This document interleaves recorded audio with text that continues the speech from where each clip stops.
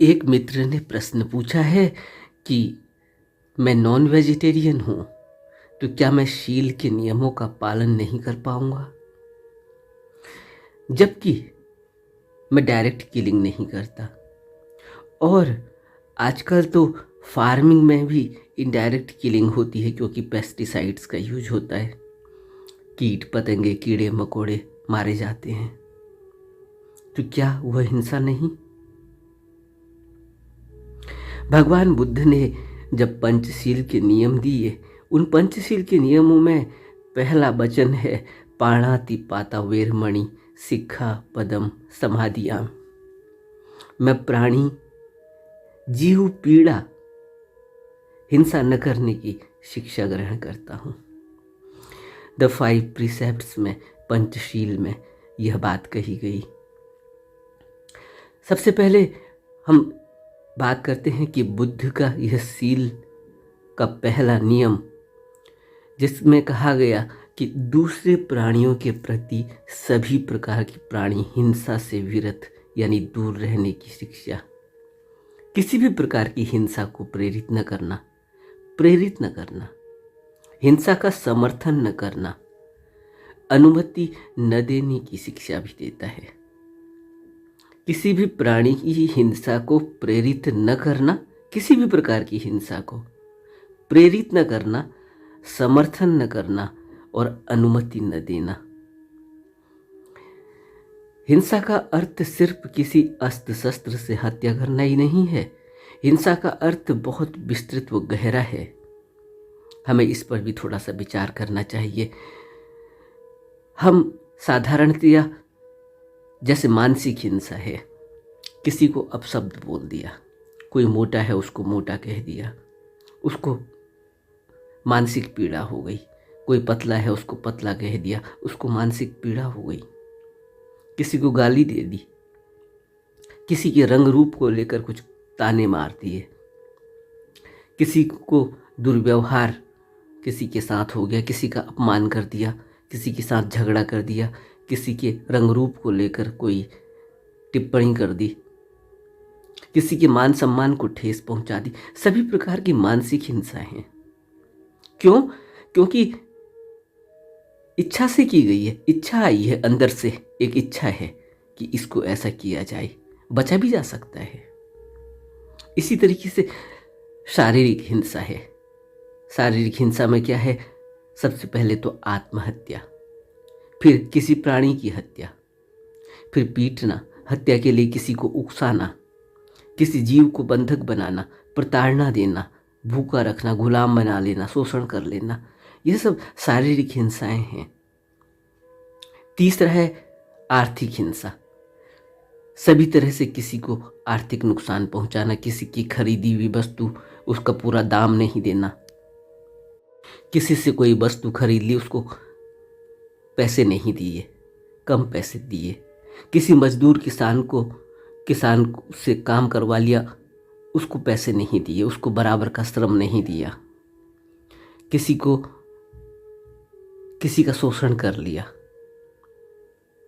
कोई मेहनत कश आदमी है, गरीब है, उससे कोई काम करा लिया लेकिन पैसे देते समय टाला मटोली कर दी, आर्थिक हिंसा हो गई। फिर इसी तरीके से वैचारिक हिंसा है। वैचारिक हिंसा में दूसरों को कमजोर, कनिष्ठ, असहाय समझकर उनके विचारों को दबा देना, धन, पद और प्रतिष्ठा के आगे अपनी बात मनवा लेना और दूसरे के विचारों को दबा देना, कुचल देना। जहां अभिव्यक्ति की स्वतंत्रता न हो, अभिव्यक्ति की, एक्सप्रेशन की स्वतंत्रता को ही मार देना, लिखने पढ़ने की स्वतंत्रता पर पाबंदी लगाना। इस तरह की वैचारिक हिंसाएं भी होती हैं। ये सभी प्रकार की हिंसाएं हैं क्योंकि हम यह अपनी इच्छा से कर रहे हैं। दो चीजों का ध्यान रखना बहुत जरूरी है जब भी हम इस पर विचार करें, पंचशील के पहले नियम पर, हिंसा पर, तो हमें इस बात पर, दो बातों पर विचार करना जरूरी है, विल टू किल और need to kill. Will to kill, जीव हत्या करने की इच्छा, हिंसा करने की इच्छा और हिंसा करने की, जीव को मारने की, हत्या करने की आवश्यकता, नीड टू किल। क्योंकि इस पूरे चक्र को अगर देखें, जीवन चक्र को अगर देखें, तो यहाँ हर जीव दूसरे जीव पर ही जिंदा है। छोटे छोटे जर्म्स हैं, वो भी दूसरे पर ही जिंदा हैं, हम पर जिंदा हैं। पता भी नहीं चलता, हमारे शरीर के अंदर हमें अटैक कर देते हैं। एक जीव दूसरे जीव को लेकर ही जिंदा है। यह यहाँ का जीवन का नियम है। और जीवन का नियम भी ऐसा है कि जीव भी जो है जर्म से ही बन रहा है। हम जर्म से ही बने हैं, किसी कीड़े से ही हम पैदा हुए हैं। वीर्य में एक कीड़ा, जिस कीड़े से हम पैदा हुए, कभी हमने सोचा? और यही कीड़ा बड़ा होता है। और ये शरीर के अंदर ही कितने कीड़े हैं, हमें इसका अंदाजा शायद होगा। और यह सभी मदद करते हैं और सभी एक दूसरे का भोजन बन रहे हैं यहाँ। लेकिन बुद्ध कहते हैं कि जैसा बीज बोओगे वैसा ही फल पाओगे। क्यों? क्योंकि कारणवश की गई हिंसा का अर्थ भी छिपा है इस बात में। सील में बुद्ध द्वारा बताई गई किसी कारणवश की गई हिंसा का भी अर्थ छिपा है, जो हमें बुद्ध की शिक्षाओं से मालूम होता है। हर हाल में हिंसा नहीं करने के लिए नहीं कहा गया, क्योंकि फिर तो हर हाल में हिंसा नहीं करनी है तो फिर तो जीवन चल ही नहीं सकता। क्योंकि सांस तो हम अपने से ले भी नहीं रहे, हमें पता भी नहीं चलता। बगैर सांस के हम जिंदा नहीं रह सकते। और जो सांस शरीर के अंदर आ रही है उसमें न जाने कितने कीटाणु जीवाणु शरीर के अंदर चले जाते हैं। इसी तरह से जब हम पानी पीते हैं तो उसमें कितने कीटाणु और जीवाणु अंदर चले जाते हैं। तो सिर्फ जो इच्छा से की गई, जो विल टू किल है, हत्या करने की इच्छा, उसका संबंध ज्यादा है। क्योंकि आत्मरक्षा है। अगर आत्मरक्षा ही नहीं करेंगे तो फिर हम रहेंगे ही नहीं। अगर हम जीवों से अपनी आत्मरक्षा नहीं करेंगे, जंगल में रह रहे हैं तो किसी जानवर से, हिंसक जानवर से हमें अपनी आत्मरक्षा करनी होगी, अपने सील की रक्षा करनी होगी, देश की सीमाओं की रक्षा करनी होगी। परिस्थितियों बस हिंसा को व्यक्ति के विवेक, बुद्धि और मनसा पर बुद्ध ने छोड़ दिया कि यह विवेक और बुद्धि है। विवेक और बुद्धि क्या होती है? विवेक और बुद्धि के हिसाब से हम फैसला लेते हैं कि क्या करना है और क्या नहीं करना है। अब जैसे मैंने कहा अभी कि हमारे खाने में ही कितने जीवाणु और कीटाणु हैं, दही में ही कितने जीवाणु हैं। लेकिन यह हमारी बुद्धि और विवेक पर निर्भर करता है। हम चाहें तो न खाएं, क्योंकि उसको न खाकर भी हम, ऐसा नहीं है कि नहीं रहेंगे। हाँ, अगर हम रोटी नहीं खाएंगे तो हम जिंदा नहीं रह सकते। पानी नहीं पिएंगे तो जिंदा नहीं रह सकते। हवा का सांस न लें अगर, तब भी जिंदा नहीं रहेंगे। लेकिन दही न खाएं तो फिर जिंदा नहीं रहेंगे, ऐसा नहीं है। इसको बुद्ध कहते हैं कि बुद्धि, विवेक और पर छोड़ दिया है इन बातों को। किसको? आत्मरक्षा को, सील की रक्षा को, देश की सीमाओं की रक्षा को। परिस्थितिवश हिंसा, परिस्थितियों वश हिंसा को व्यक्ति के बुद्धि, विवेक और मनसा पर छोड़ दिया। बाकी आत्मरक्षा तो करनी ही होगी, शील रक्षा करनी ही होगी, देश की सीमाओं की रक्षा करनी ही होगी। क्योंकि सब बुद्ध तो है नहीं, और सब ऐसा भी नहीं है कि हमारे कहने से सब मित्रता साध लेंगे और सब मित्रता भाव से ही चलेंगे। क्योंकि मनुष्य का स्वभाव अलग अलग है, हर प्राणी का स्वभाव अलग है। कौन कब हिंसक हो जाए, कौन किसके अंदर मन में क्या चल रहा है, कोई नहीं जानता। तो कुछ चीज़ें हमें करनी होंगी, वो नीड टू किल है। कुछ हमारे व्यक्ति, बुद्धि और विवेक पर छोड़ा गया है। परिस्थितिवश हिंसा, यानी हिंसा से जो प्राणी को जीवित रहने के लिए जरूरी है वह हिंसा तो करनी ही होगी। जैसे दिखाई न देने वाले जीवों की हिंसा है, वो परिस्थितिवश है, वो परिस्थितियां हैं। प्राणी में रोग फैलाने वाले जीवाणु हैं। अगर हम कोरोना में सोचो कि अगर हम अपनी रक्षा न करते तो आज हम होते कहाँ। तो इस तरह की हिंसाएं जहां आत्मरक्षा जुड़ी हुई है, यह नीड टू किल है। लेकिन इच्छा और नीड टू किल दोनों में अंतर है। एक समय नीड टू किल, एक समय जीव को हत्या करने की आवश्यकता थी। उस समय आदमी का विकास ही नहीं हुआ था, वो बारबेरियन था, वो जंगल में रहता था, वो जानवर को मार कर खाता था, क्योंकि उसकी उस समय उसकी परिस्थितियाँ, उसकी स्थितियाँ, उसकी मानसिक स्थिति उतनी ही थी, उसकी बुद्धि और विवेक का उस समय उतना ही विकास हुआ था। लेकिन क्या मनुष्य आज जहाँ पहुँच गया है वहाँ तो बहुत संसाधन एकत्रित हो गए हैं और उन चीज़ों को बना लिया है मनुष्य ने कि जहाँ पर वो कम से कम हिंसा करके भी अपना पालन पोषण कर सकता है। दही खाने की ज़रूरत नहीं है आज। दही पर ही जिंदा रहेंगे ऐसा तो नहीं है, लेकिन यह है कि गेहूं और चावल पर जिंदा रहना होगा, क्योंकि गेहूं और चावल से ही मनुष्य जिंदा रह सकता है। या जिस भी चीज़ से जिंदा रहता है उस चीज़ को खाना ही होगा। उसके लिए क्या हिंसा हो रही है? अब यह तो आत्मरक्षा, अब तो जीवन ही उसी पर टिका हुआ है, तो फिर वो करना होगा। जहाँ दही से ही जीवन टिका है तो दही तो खाना ही होगा। जहाँ गेहूं से ही जीवन टिका है तो गेहूं तो खाना ही होगा, रोटी खानी होगी।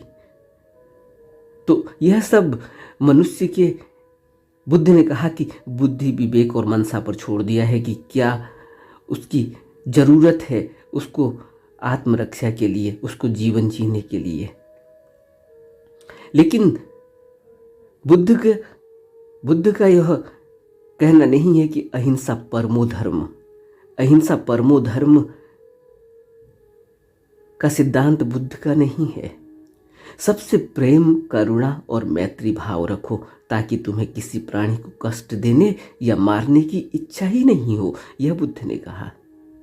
किसी को मारने की इच्छा ही न हो, किसी को कष्ट देने की इच्छा ही न हो। आपके अंदर मैत्री भाव होना चाहिए, करुणा होना चाहिए, प्रेम होना चाहिए, क्योंकि मारने की जरूरत ही नहीं है। मारने की जरूरत का अर्थ है कि जहां पर जरूरत, नीड टू किल है, और जहां पर इच्छा, विल टू किल है, यह भाव होता है। अगर मेरे अंदर यह भाव है किसी को हिंसा करने का या किसी को प्रताड़ित करने का, किसी को परेशान करने का, यह भाव, इस भाव से, ये भाव 24 घंटे मन में रहते हैं। जैसे एक आध्यात्मिक भाव होता है मनुष्य के अंदर, आपने देखा ना, मीरा के अंदर एक भाव है, बुद्ध के अंदर एक भाव है। वो भाव सम, हमेशा वह स्थिरता वह बनी रहती है, वह भाव है। तो इसी तरीके से मित्रता एक भाव है। इस भाव को जागृत करने के लिए बुद्ध ने मैत्री भाव पर इतनी बात कही। इसी तरह से हमारे अंदर एक आध्यात्मिक भाव होता है, हमेशा ही स्पिरिचुअल एंगल से हम सोचते हैं।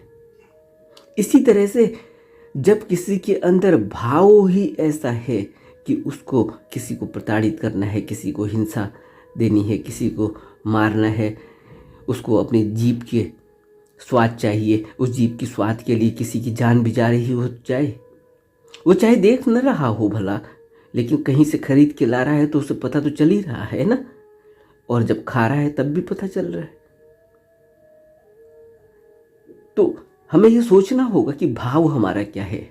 हमारा भाव तो जिंदा रहने का है। जिंदा रहने के लिए तो कम से कम जीव हत्या पर भी जिंदा रहा जा सकता है, और फिर जिस जीव की हत्या करके हम जिंदा हैं उस जीव की संवेदनशीलता पर का भी बहुत बड़ा फर्क है। किसी भी उस प्राणी को जिसके अंदर बहुत ज़्यादा संवेदनशीलता है, उस प्राणी को मारने से उसकी संवेदनशीलता का असर हमारे ऊपर होता है। और बुद्ध कहते हैं कि जब तक मनुष्य संवेदनशील नहीं होगा तब तक उसकी प्रगति अंदर नहीं हो सकती। इसलिए बुद्ध ने भावना ध्यान को इतना महत्व दिया कि भावना ध्यान करो। भावना, संभावना ध्यान, प्रतिकूल भावना ध्यान बुद्ध ने बताए। भावना का अर्थ है कि एक भाव निरंतर बना रहे। आध्यात्म का भाव, मैत्री का भाव, सबके लिए करुणा, सबके लिए प्रेम, यह भाव बना रहना चाहिए। इस भाव के बने रहने से फिर व्यक्ति दूसरे को जबरन जबरदस्ती अपनी इच्छा के लिए कष्ट नहीं देता। हमें यह सोचना होगा। आवश्यकता और इच्छा दोनों अलग अलग चीजें हैं। विल टू किल और नीड टू किल, इन दोनों बातों को अच्छे से विचार करना चाहिए। जहाँ तक तर्क की बात है, तर्क में तो कभी भी कोई व्यक्ति सेटिस्फाई नहीं हो सकता। जब उसने खाना ही है तो वो कहेगा कोई मुझे कभी कह रहा था कि मैं नॉनवेज खाता हूँ क्योंकि अगर मैं नहीं खाऊंगा तो फिर यहाँ तो चिकन ही चिकन हो जाएंगे। अब वह उसकी दलील है, उसे लगता है कि चिकन ही चिकन हो जाएंगे क्योंकि वो खाएगा तो चिकन कम हो जाएंगे। उसे ये लगता है कि जैसे इस दुनिया को चलाने का ठेका उसी के हाथ में है, वो चिकन खाएगा तो इसलिए बैलेंस बनेगा, चिकन कम होंगे, लोग चल पाएंगे। वो सोच रहा है कि उसकी वजह से ये चल रहा है। अब यह उसकी दलील है, इस दलील का कोई हल नहीं। अब उसको कैसे सेटिस्फाई करेंगे? उसने खाना है तो खाना है, उसकी जीभ का स्वाद है वो। ऐसा नहीं कि वो सर्वाइवल के लिए खा रहा है। जहाँ सर्वाइवल के लिए साइबेरिया में आदमी के पास कुछ भी नहीं है खाने को, अगर उसे कोई जानवर मरा हुआ मिल रहा है तो उसको खा रहा है, वो उसकी मजबूरी है क्योंकि वहाँ उसका सर्वाइवल उसी पर टिक गया है। इसलिए बुद्ध ने बहुत ही तर्कयुक्त वैज्ञानिक और नैतिक सिद्धांत दिया कि जहाँ जीव हत्या की इच्छा है, इच्छा के अलावा और कुछ भी नहीं, वहाँ उन्होंने जीव हत्या का निषेध कर दिया। और जहाँ जीव हत्या करने की आवश्यकता ही है, वहाँ उन्होंने जीव हत्या का निषेध नहीं किया। अब देश की सीमाओं की रक्षा तो करनी ही होगी। एक राजा दूसरे राजा पर आक्रमण करता है, कब्जा करना चाहता है। एक मनुष्य दूसरे मनुष्य पर कब्जा करना चाहता है, उसको गुलाम बनाना चाहता है। एक मनुष्य अपने प्राणों को बचाने के लिए हिंसक जानवरों से रक्षा करना चाहता है, रक्षा करता है। जब सर पर ही बीत जाती है तो फिर उसको अपनी रक्षा के लिए उस पर आक्रमण करना होता है। आक्रमण नहीं करेगा तो वही नहीं बचेगा। तो यह हिंसा आत्मरक्षा के लिए की गई हिंसा है। यह हिंसा कोई विल टू किल नहीं है, हत्या करने की इच्छा नहीं है। तो हमारा भाव, और इस भाव से ही, जो भाव अंदर है, इस भाव से ही हमारी प्रगति जुड़ी हुई है। इस बात को हमेशा ही मन में बैठा कर रखना चाहिए कि आपका जो भाव है, ये भाव आपकी प्रगति के लिए, आध्यात्मिक प्रगति में सबसे ज़्यादा ज़रूरी है। अगर जिस आदमी के अंदर आर्थिक हिंसा करने का भाव है कि कैसे जो है सरकार से 500 रुपये मिलेंगे मजदूर को देने के लिए, मजदूर को 400 रुपये दे दूंगा, 100 रुपये अपनी जेब में रख दूंगा, 100 रुपये अपने लिए हो गए क्योंकि मैं तो सरकारी आदमी हूँ, मेरे अंदर में तो इतने लेबर हैं, मुझे तो इनको कहीं ना कहीं काम पर लगाना है और सरकार मुझे पैसे देगी, मैं इसमें से कुछ कमीशन अपना निकाल लूँगा। करते हैं ना लोग ऐसा। आर्थिक हिंसा है, ये एक भाव बन गया है अंदर। उस आदमी को कहीं दूसरी जगह काम पर लगा दो जहाँ उसको इस तरह का काम नहीं करने को मिलेगा। देखो कितना परेशान हो जाता है। अगर किसी आदमी को यह काम करने की आदत पड़ गई, अचानक उसका ट्रांसफ़र हो जाए, दूसरी जगह चला जाए जहाँ उस तरह का काम नहीं है, तो उसको बड़ी परेशानी। अब पैसे ही नहीं आ रहे ऊपर से। यह एक प्रचलन है समाज में।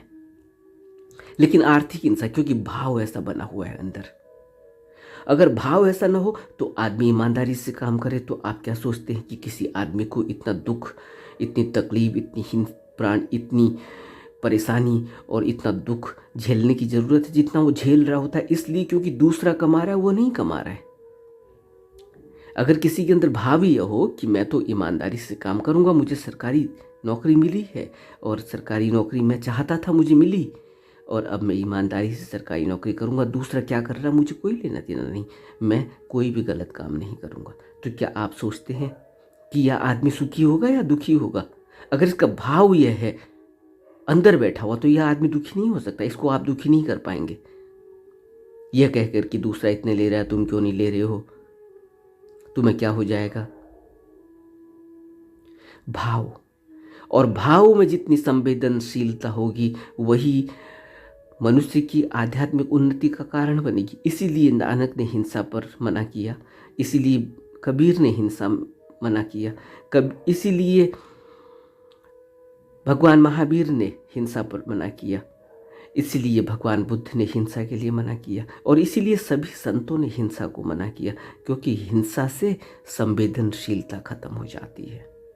और हिंसा कौन सी हिंसा?